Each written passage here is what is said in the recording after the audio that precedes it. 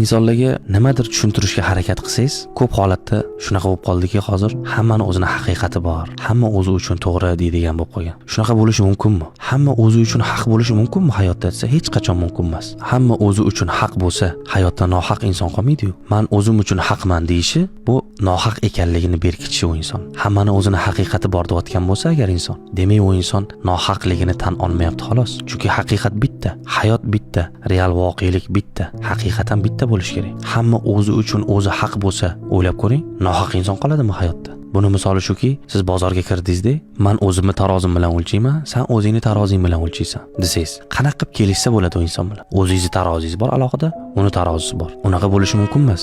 Bitta tarozi bo'lishi kerakki, sotuvchi ham, oluvchi ham ko'nish kerak shu taroziga. O'shaning uchun hammani o'zini haqiqati bor deyish xato. Haqiqat bitta bo'ladi. Yo siz haq bo'lasiz, yo nohaq bo'lasiz. Bu shunchaki hozir kunda insonlar bir-birini manipulyatsiya deydimi, o'sha o'zini nohaqligini berkitish deydimi? Shunaqa hammani o'zini haqiqati yo'q. Kimdir nohaq, kimdir haq. Tarozi bitta, haqiqat bitta. Bo'lmasa hamma o'zicha haq bo'ladi-da, haqiqat bir chetda hayron bo'lib o'tiradi. Xuddi hozir kunga o'xshab.